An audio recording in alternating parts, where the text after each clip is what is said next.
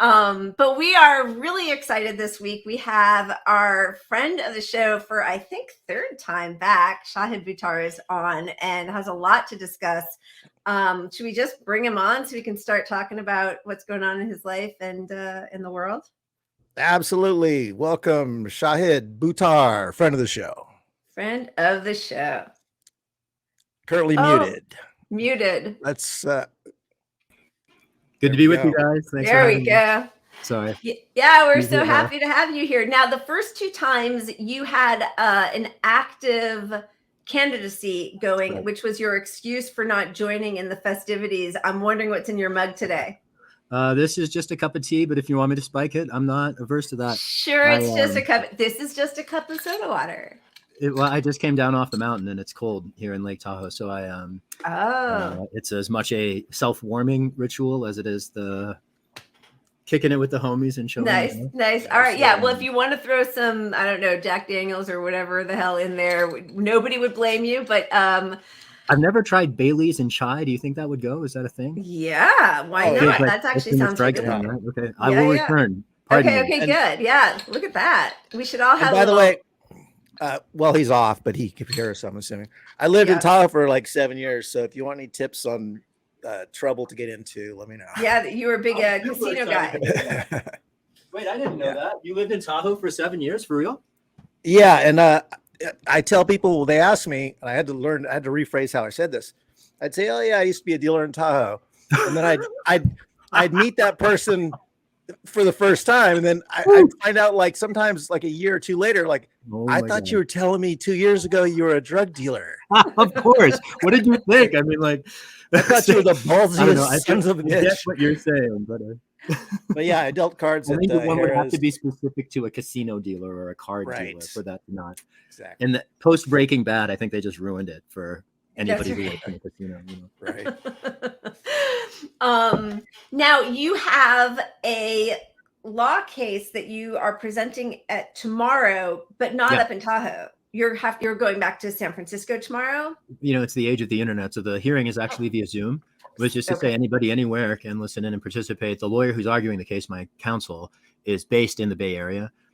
His name's Gautam Dutta. We're looking forward to appearing before Judge Chen tomorrow in the Northern District of California, and this is a latest hearing in a now 2-year deep lawsuit against the San Francisco Chronicle, aiming to defend election integrity against the publication of racist disinformation. We've had literally one contested federal election in San Francisco in 35 years, and it was decided by racist lies.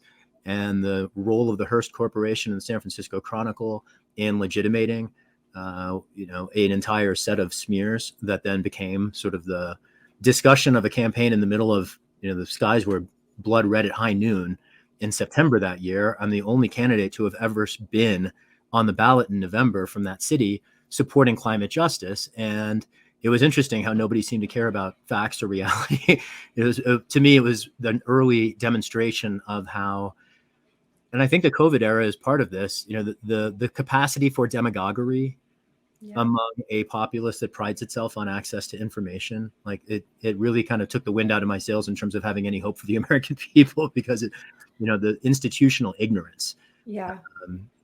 And capacity. I would think we learned from Bernie, for example, how fast the media can craft a narrative to crush somebody. Oh yeah. Because he went into that home stretch before California doing really well, and but then they just instantly overnight, they're like, okay, if this guy really wins, Trump's president. Well, don't overlook the role of the CDC and all that. Clyburn's role in cementing that narrative going into the South Carolina primary was pretty critical too. And God, so many things to say there. I mean, Bernie faced smears from every direction. I mean, remember when the whole Liz Warren thing, they tried to call him a sexist, which was a bunch of bullshit. Insane. And then they tried to, they just kept smearing him in every conceivable way.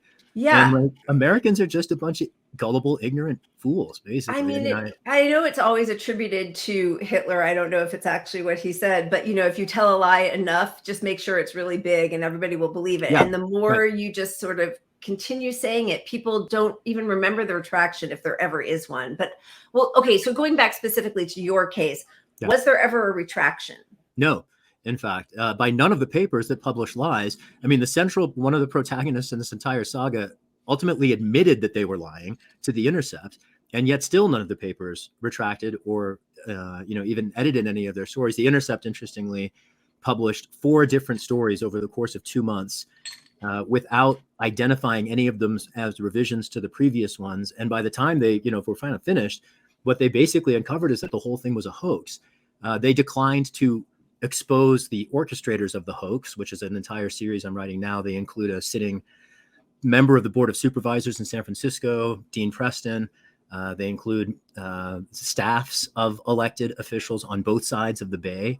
And I'm very eager to, not for myself, seek accountability, but particularly through the lens of vindicating any modicum of anti-racism that our city cares about. I mean, San Francisco is a city with a proudly progressive reputation. Lots of lawn signs. Pardon? Lots of lawn signs. A lot of virtue signaling lawn signs, I think, as opposed to like the actual substance of it. Sorry, I interrupted you. Yes. No, not at all. Certainly the virtue signaling, not so many lawn signs because nobody has lawns, right? There are no lawns in San Francisco, but window signs for sure. People will march, for Black Lives Matter, and they'll turn around and light an immigrant on fire based on some racist lies because it's convenient and it gets them a job. And so I see this need to project a meaningful meaningful commitment to anti-racism across a variety of sectors. Like, people focus on policing particularly, which makes a great deal of sense because it is particularly racialized. I look particularly at the distribution of income and wealth. That is a very heavily racialized phenomenon. Right. It's one of the reasons that Dr. King described racism and capitalism as intersecting. I mean, it's also just the fact that, like, when we talk about capital, particularly institutional capital, like the kinds of capital that hedge funds and oligarchs wield, all that is the sum total of centuries of theft and appropriation, for which no one's ever been compensated, right? So, like, you can't unwind racism from capitalism. Right. And, for the sake of those principles that the left claims to stand for, that's ultimately why I seek accountability. I mean, it's why I got into politics in the first damn place, right? So I sort of see the lawsuit as a continuation, frankly, of my campaign to challenge corruption. I ran against an oligarch. I discovered that the entire news industry is in bed with her and in her pocket. And you can tell this just from the lionization of a figure who is unapologetically corrupt. Yes. And, I say this on the eve of the revelation of the video about the attack on her husband, for which, it was vicious. I think Paul Pelosi, at least insofar as a victim of being a victim of physical violence, there's a great deal of sympathy, in terms of being a corrupt oligarch along with his wife. I don't frankly have a great deal of sympathy, beyond that incident for them at all, because we're talking about people who've been putting money in their pockets for decades while keeping basic human rights from the American people. Right. And enforcing a centrist commitment to militarism. Another reason why Dr. King described these things as intersecting evils. And I see a city as proudly, supposedly progressive as San Francisco, up to its neck in complicity with everything bad about every ingredient of the social chaos that is finally, forcing itself onto so many people's consciousnesses. I mean, none of this is new. It's not like they haven't been subsidizing fossil fuels for decades. Right. It hasn't been like they haven't been fueling every conceivable war for oil you could, imagine. I mean, funding both sides of conflicts, running drugs into the United States, legally enslaving more people than were ever enslaved in the height of the antebellum South. Like, we live in a country that's so deeply fascist. Yeah. And people run around praising their Yas queens because they wear kente cloth and then it's just absolute idiocy. Denying people health care. I mean, it's social murder, which we talk about quite a bit, that, there's some deaths that people are rightly horrified by. And you'll see, especially like among the sort of more normie Dems, anti-NRA, and every time there's gun violence, they'll speak out against it, which is fantastic, but they don't have that same sort of horror and repulsion shown towards people like Nancy Pelosi and Gavin Newsom, who pretend they're for medicine or healthcare for everybody, but then at the critical point where that could actually come across for vote, they make sure it's denied. So there are all sorts of ways of committing murder and harm, violence. And I think talking instead of walking as a policymaker in the face of social crises is a perfect example of this. One of the themes that came out in a recent conversation, I can't even recall now who it was with, was just this idea of theater as an alternative to governance. And that has long been Pelosi's modus operandi.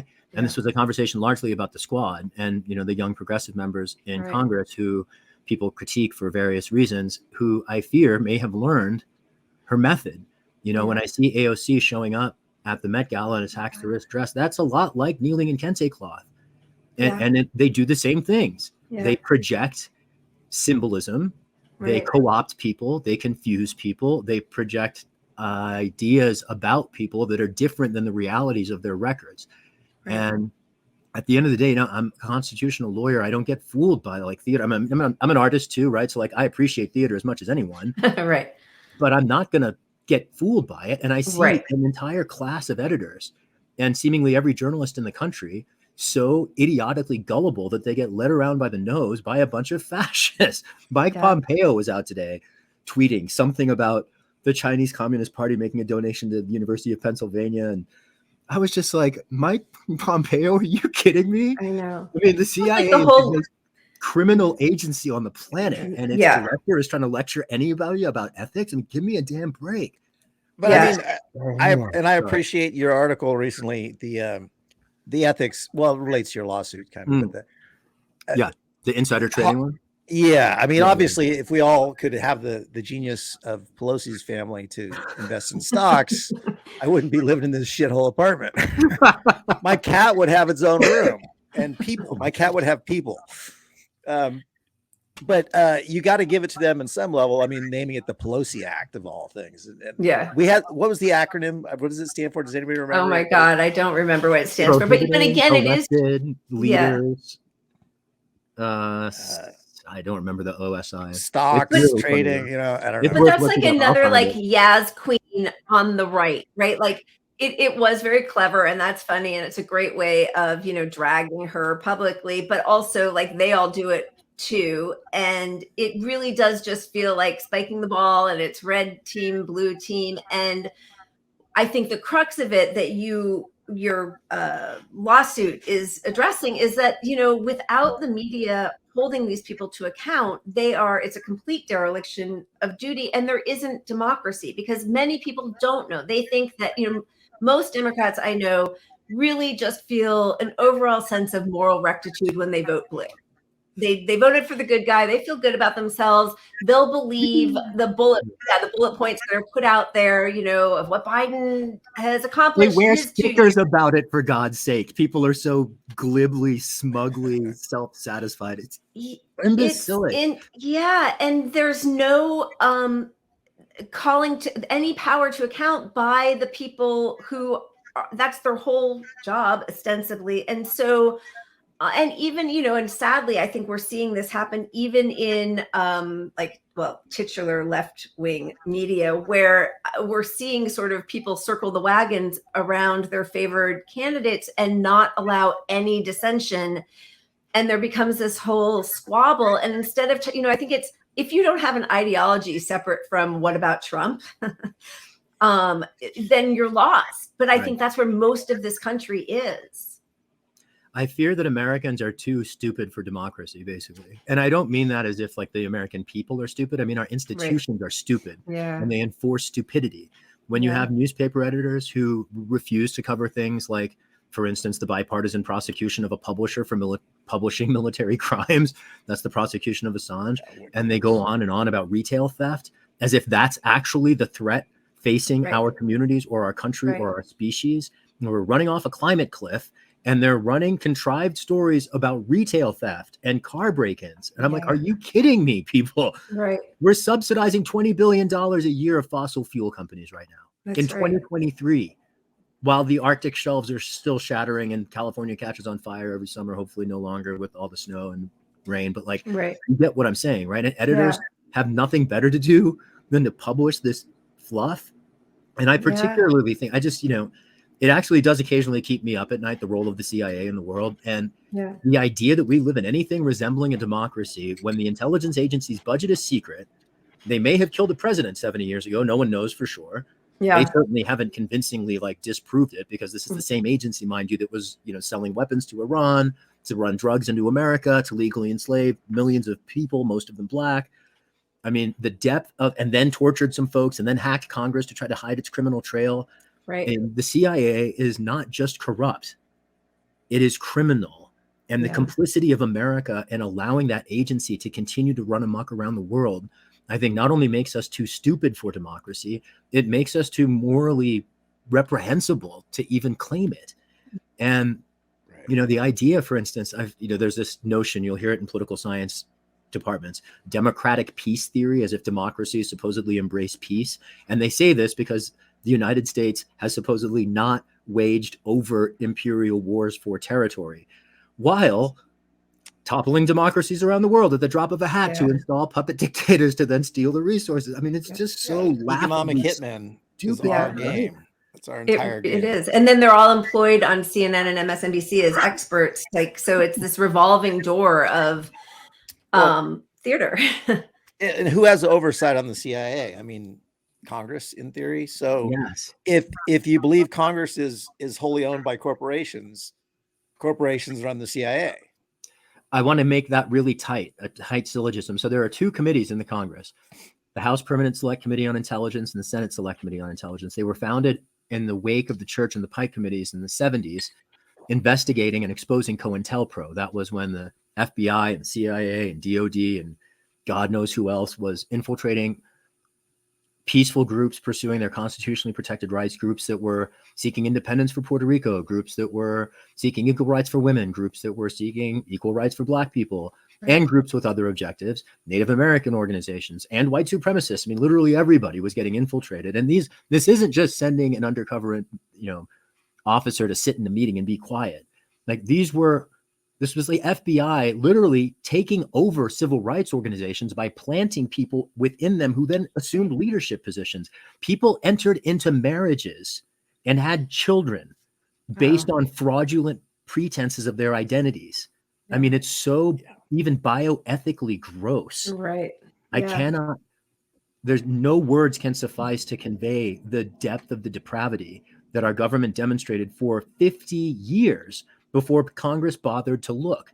And the only reason they looked is because a bunch of hippies broke into an FBI office in Philadelphia, stole some papers out of a filing cabinet, and drove them to Washington. That's the story. You can learn more about that in the documentary 1971. I highly recommend it. Right. It's an incredible story of like grassroots populist ninja, secret agent sleuthing. I mean, these people stayed secret for 50 years after exposing the FBI and the CIA. Wow. Yeah. And then they came forward because they wanted people to know the story. Go ahead. Yeah. I feel like, that should have naturally led to more oversight and protections, but we're actually in a different situation where legally the government's allowed to propagandize people now.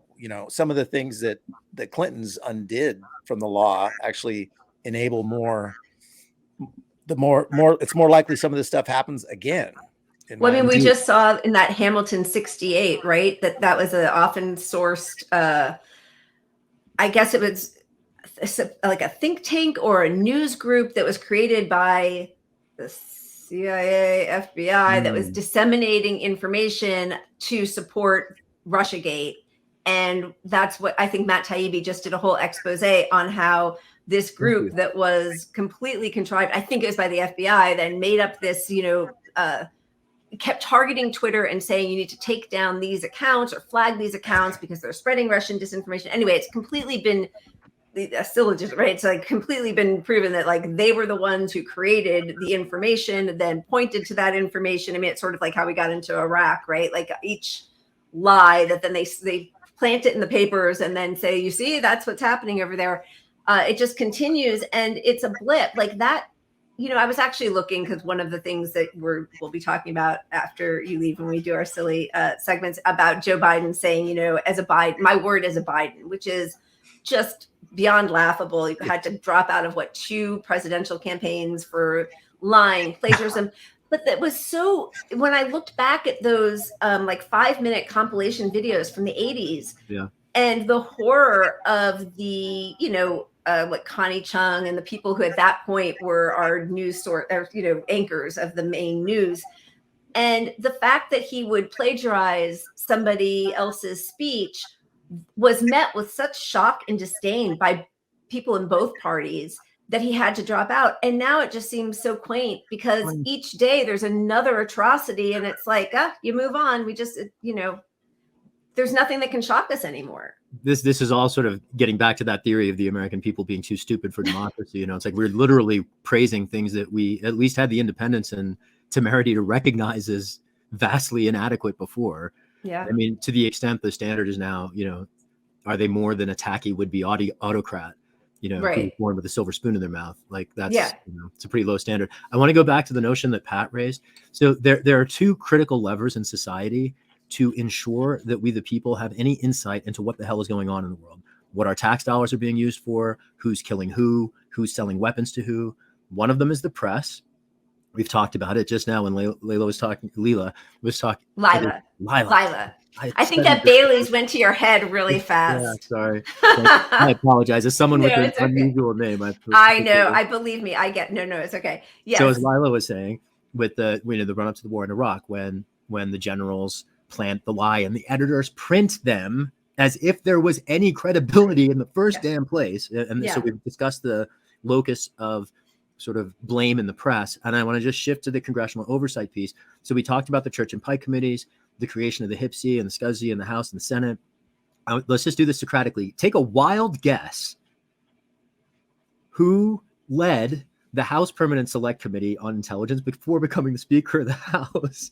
And what other rich oligarch from the exact same city was the chair of the Senate counterpart under the Bush and Obama administrations? Take a wild guess. I'm going to go Pelosi. Pelosi and Feinstein, which is to say my city, my proudly progressive city, that's so willing to champion gay rights, that's so willing to wrap itself in the flag of the anti-war movement that we incubated for decades, the same city that is proudly committed supposedly to all of these progressive principles, has literally sent to Washington the two most critical enablers of all of the executive branch abuses committed by the intelligence agencies, from the lies that led us to Iraq, to torture, to the hacking of the Senate to hide its criminal trail. Now, this is interesting because they diverged here. Pelosi has never found a program to critique the intelligence agencies over. In fact, she very well may be, under international legal principles, criminally liable for torture herself because she was briefed by the CIA in the 2000s, around 2006. There's a Time article about this. And she failed to blow the whistle, as she is affirmatively required to do as a government official under international law that we fought a world war to establish. Okay. These were not international legal principles that are casually embraced or ones that somebody else forced on us. The establishment of international human rights principles at the end of the Second World War, you might describe as the high point of human civilization. And we lost it, not to an armed conflict, not to Al-Qaeda. We lost it to a pair of oligarchs from San Francisco who could not be bothered to show up for work for 30 years while the press looked the other way. And we get lied into wars. People end up dead, maimed. These are Americans I'm talking about. Don't even try to count the dead Iraqis and Afghanis, right? I mean, it's criminal. It is criminal. It is criminal. And the America fact that no idea. They just go about their lives as if there's any semblance or modicum of legitimacy to any of this. Their own kids are getting run off a climate cliff, and people are just going about their days. I just seriously. Well, the other side is worse. The other side is worse, is such a shield to these people that want to remain ignorant, because you can't. You're right. Okay. And in most issues, you are right that the other side is worse, but that will never get us anywhere better in society. And also, I don't know, are they worse? I hear what you're saying. Sorry, I understand what you're saying. But I feel like that maybe that's the beginning point with some of the people who use that as the shield, is, to continue to point out that Biden, has continued every single policy that liberals were outraged by under Trump, pretty much, right? But he just doesn't have the mean tweets. I mean, I don't know, the insurrection of January 6th, we've talked about this so many times, but I mean, Bush and Cheney staged a much more successful insurrection in 2000. I guess I feel like the more we can really discuss it that way, because I am so frustrated with these conversations with people who really don't have any understanding, and who are really, what they really don't like is what a buffoon Trump is. And I long for the days of the sane Republican Party. Well, the sane Republican Party was just as vilely racist and trying to destroy every institution of our government as all the Republicans, and now almost all the Democrats are. So like, I don't know. I guess, I mean, I don't mean to, I know you agree with me, Pat. I'm not, but like, I just don't know how to like chip away at this. Well, I just want to add in here, I think this is why there's so much anger from progressives against people like the Squad, for example, because what they do by greenlighting all the existing policies that we don't agree with, by greenlighting Pelosi and the leadership, they take away our argument. Because if we talk to our normie friends about needing to reform this, that, and the other, and they say, well, look, AOC, you're crazy lefty. She doesn't even agree with you. You're left with AOC. You're, you know, yeah, I get that a lot. Wow, you're even left of Bernie. I'm like, Bernie. I mean, I love, but yeah. So they're not bringing more people to our side. No. Really, is what's happening. They need to stand up and fight for something like the right just did. The right, the radical right, the nuts that are fucking crazy. But they showed that a small they showed that a small group can have a big impact and get us away from this centrist bullshit of not changing any policies ever. Right. Two things to note here. First, we just celebrated a national holiday to a figure with a monument in Washington whose most enduring legacy, frankly, beyond the speech to which he is reduced, was a letter that he wrote from jail where he described the white moderate and its role, their role, in constraining progress. And Dr. Martin Luther King Jr., 60 years ago, bemoaned precisely this dynamic. Exactly the same dynamic. In 60 years, our civilization has learned absolutely nothing at all. I know. And it's like, I just, I don't even know what to say anymore. It's like, seriously. I agree with everything you're saying. I just don't like the way you're saying it. We need small steps. It's like all that stuff, right? It's been going on. James Baldwin. I mean, so much of the same. It's just been happening over and over again. But yeah, I mean, I do think that the lack of education, the lack of people, who I think are reading the news, who are just stenographers, who probably haven't read a book ever, right? So they're just, they don't have any sort of paradigm or historical knowledge to bring in to refute the lies coming to them from the people who are sitting across, they're supposed to be holding to account. So we really are in some no man's land. I mean, democracy dies in darkness for sure. And it's the erosion of the institutions beyond government. Like the dynamic path that you were describing about elected officials sort of compromising and what that does to the, sort of Overton window and what people deem legitimate and not, you put that against then what Lila's talking about in terms of the abdication of the press. Again, we're talking about Congress and the press as the two most critical levers for the people to at least have insight into the executive branch, which has, particularly over the last 70 years, eclipsed more and more parts of the rest of the government, certainly in terms of the resources that it deploys. And we're talking here about not just the military industrial complex, but then like the sum total of every other agency that, when people think of agencies, those are all in the executive branch, right? Congress and the judiciary are pretty small relative to it. So to the extent we know anything about what's going on in the executive branch, it's got to be the press or Congress. And when Congress is asleep at the switch and the press is asleep at the switch, like where are we left? Like this is why I say we're institutionally ignorant, because we literally have no levers to peer. We have the Freedom of Information Act, and there are people out there using that to tremendous effect. I want to shout out, Ryan Shapiro, Ken Klippenstein, all the other lawyers out there and activists who are writing requests and litigating around them. And the law is super stacked against them. One of the things I ran for Congress on was a policy to shift the FOIA presumption so that if an agency wants to classify something, it should have to prove why affirmatively. And the idea that the burden is borne, on the other side is just foolish in the first place. And the idea that you have to know precisely what to ask for in order to get it. I mean, right. And the congressional oversight committees are all captured by the agencies that they're supposed to oversee. That's why the intelligence committees have been reduced to paper tigers, because they were created when they were actually led by people with independence, and then they got taken over by oligarchs. There's an interesting eddy here just to reflect on, Pat, when you talked about the right-wing populists and the influence they've attained in Congress and forcing McCarthy to make concessions in exchange for their support. One of the things that they forced, I had initially had some more hope in this, and it is, I think, a bunch of BS, but they created this committee on the weaponization of the federal government, which frankly could have been a church committee had they made it bipartisan. But then apparently several members from the Squad tried to get on it in order to meaningfully pursue some of these questions. And you'll love this. Both Hakeem Jeffries and Kevin McCarthy said no. which is just like, oh my God. morons. They're all a bunch of morons. They really are. And then to, have the squad talking about how they're standing in unity behind Hakeem Jeffries, knowing what he tried to do to them, knowing what he continues to do, because they don't want to cause relational harm, and how embarrassing that a group of people leverage some power to get any concessions out of leadership.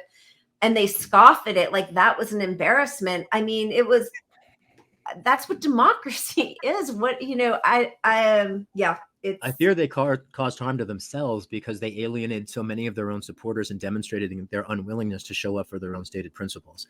And that's the exact same story we've all heard from every career politician going back for centuries. Right. I mean, they're all a bunch of liars, right? And if some of the issue here is the relationship that people have to their careers and the risk aversion that emerges once your foot is in the door. Right. You don't want to stick your neck out because you've got 434 other people breathing down your neck, except the reality is 800,000 people sent every one of those people to Washington to fight for something. Yeah. This is, one member who I have some hope for too, I would say. And, there've been moments when I've been disappointed in each of them, but they've generally been quite willing to stand by their principles, are Cori Bush and Ilhan Omar. Right.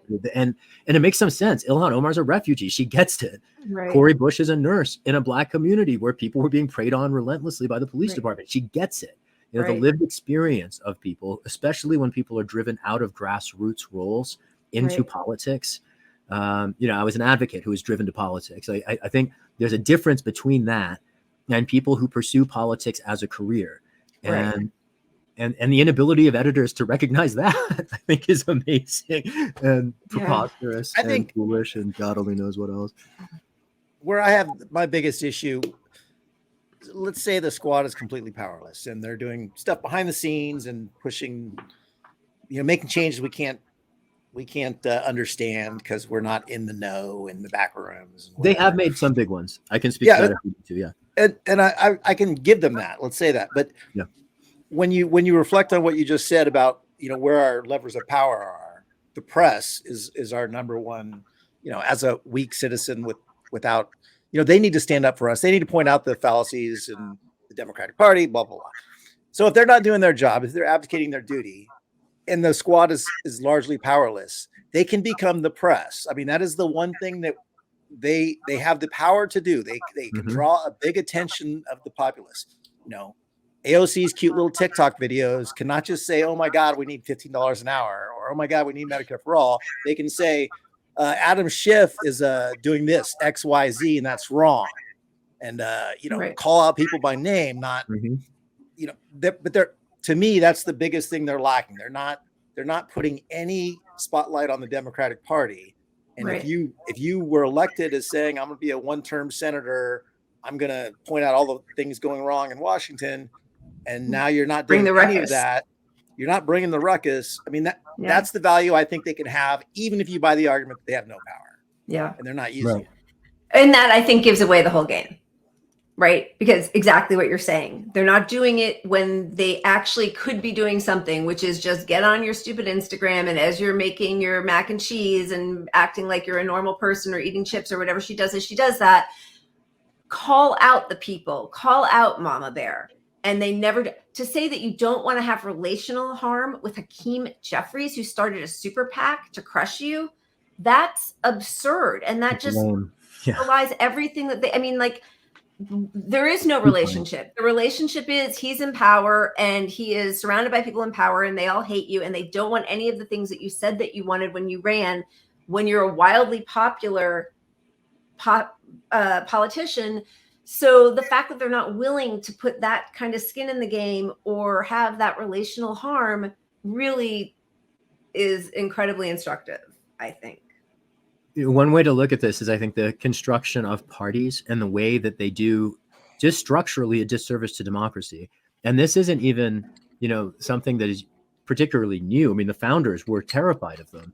George Washington hated the idea of political parties. Madison wrote a whole piece in the Federalist Papers, number 10, about the danger that they present to democracy and the need to neutralize factions while respecting the liberty to self-associate means, according to them, that we were supposed to proliferate them, have as many as possible. Right. And we ended up with 2, which is to say we fell right into the trap that they foresaw at the outset. Yeah. And, yes, they were racist slaveholders, and they set up a constitutional design that, could have conceivably worked. Maybe, I don't know. But like, the fact is, we fell into the trap a long ass time ago. And between, there's issues like the structural overrepresentation of the Senate, the role of money in politics is enforced by the Supreme Court. Like, we have holes in the bucket that are going to be really hard to plug. Yeah. Right. But I think there's a whole other layer of this that comes to mind. This separation of powers is one of the critical constitutional principles. And they also thought about that through the lens of preventing factionalism. And what happened with the emergence of political parties, contrary to their vision, is that then you had single factions operating across the branches, which wasn't supposed to happen. Right. So you could say that the parties ate democracy just in existing in the first damn place. And then the way they relate to the wings, the way they relate to the people under their boots who have no voice or representation. I mean, when the Supreme Court signed away our democracy to capitalism in the Citizens United decision, what it meant was people generally don't have access. Now, there have been counterpoints to that. A lot of people have a lot of things to say about Bernie Sanders.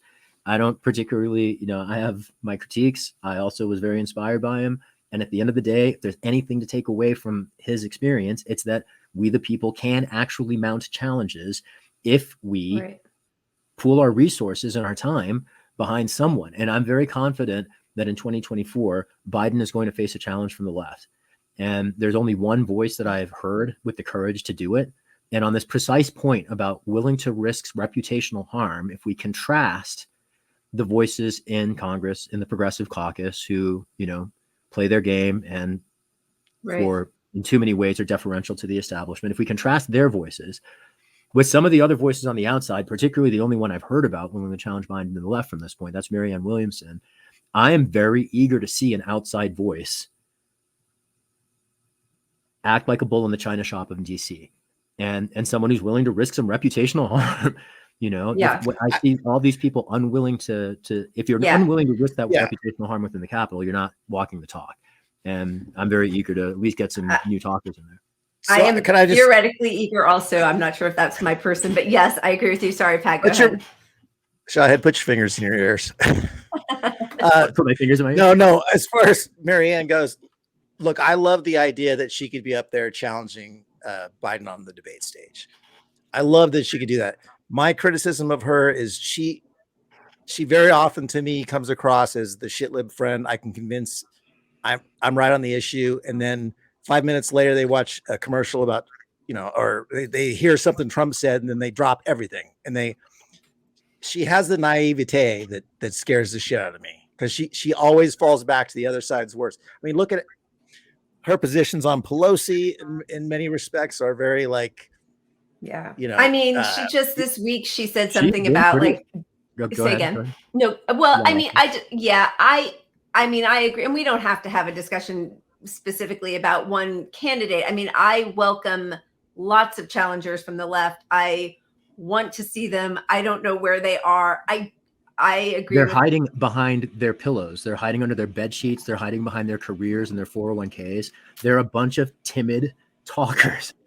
And that's the biggest difference. You can see in her willingness to step out that she is not like them. Yeah. And the them I'm looking at includes every person in the Democratic Party who calls themselves progressive, who's going to line up behind Biden because they don't have the independence to challenge their party leadership. Yeah. And, I think to your point, Pat, she is, well, I'll take the Pelosi thing and then the broader point that you raised. She endorsed me to replace Pelosi and was, pretty openly hostile to the Democratic Party leadership. So like, I just would welcome more specificity there in the critique.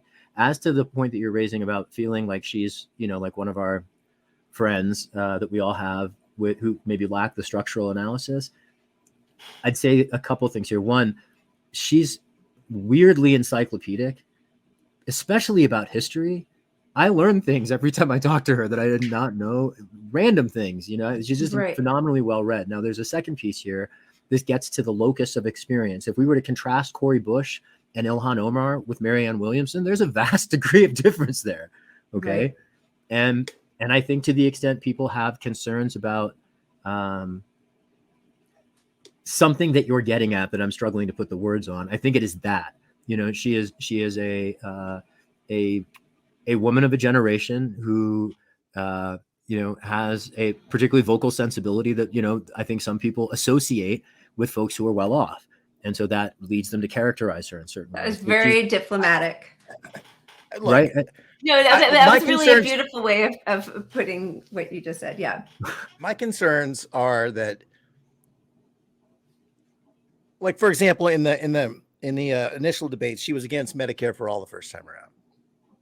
And then she sort of came and softened to the idea of Medicare for all. And I never questioned, she's not a person I question her integrity. And that's really important. I mean, I think for anybody that the left is going to get behind, you have to have integrity. Yes. Because I believe everything she says comes from her actual opinion. I don't think she's a bot person. Right. I don't see that she would get in within the Democratic Party and not cave to the will of the Democratic Party. I don't. I can see it as an outsider, because right now she has a position where she's not working with these people. Right.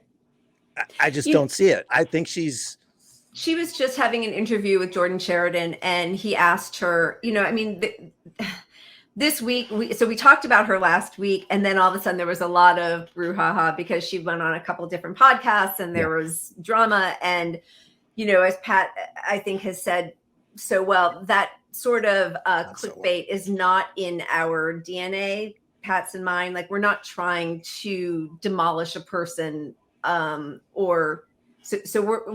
try to be a little more gentle in the way we maybe come around to the exact same thing. So a little bit, sometimes I feel like my more normie friends where it's like, I agree with everything you're saying, I just don't like the way you did it, which, I have been accused of so many times. And I felt myself feeling that a little bit this past week. And so I kind of had to check myself, because I do think a little bit that if somebody comes to a conclusion such as, oh no, Biden's not trying to privatize Medicare, which she said, which I felt like, wow, he's spent 40 years floating that out. And even in the past 2 years has allowed privatization, right? Or saying that, well, Democrats aren't as bad as Republicans when it comes to cops.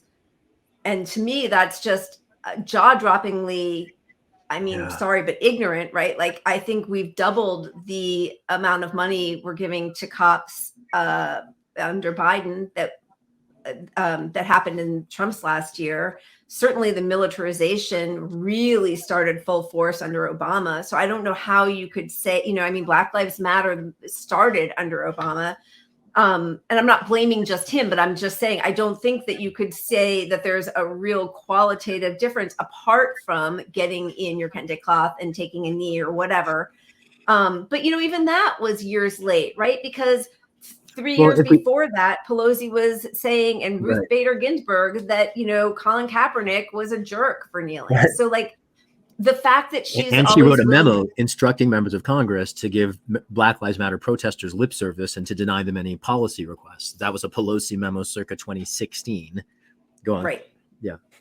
So, I guess there's some of those things, like what Pat was saying, that I feel she does belong in the group of people who see Republicans as worse. And while I think that maybe they are willing to be very forceful and blatant in their racism and sexism and, saying that, the rich deserve more and it will trickle down and all that kind of stuff. The truth is, the Democrats seem to exist wholly to crush the left and pave the way for those awful Republicans. So I guess I don't see a huge qualitative difference apart from virtue signaling. And so I think the fact that she sometimes it feels more Pollyanna-ish when it comes to it, and less I know people don't want to see an angry person up there, except that there is some righteous anger and outrage that and actually she discussed it. I don't know. I guess she's just not my candidate. I don't need to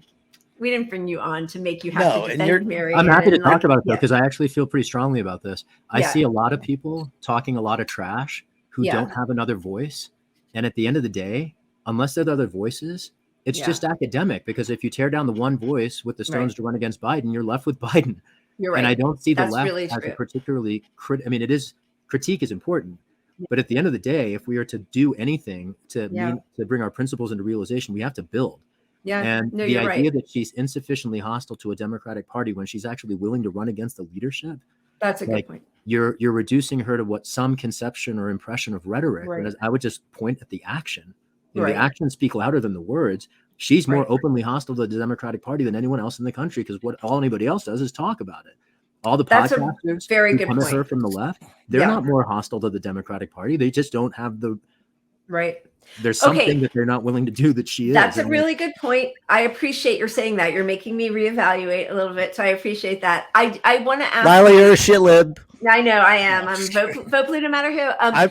That's entirely a joke. No, I appreciate what you're saying. 2 years before the election, right? So like, I don't even think it's like at this point, there's no need to even settle on this. I think we just, to the extent we want to see a voice come to the left of Biden, my invitation to all the podcasters would be welcome every damn voice you can find, and don't try to push people out of the way before the things even got started, because that doesn't help anybody. 100% in agreement with you on that. I would never, yes, 100%. And, I will say, I mean, I was a huge Bernie fan, and, I still am to some degree.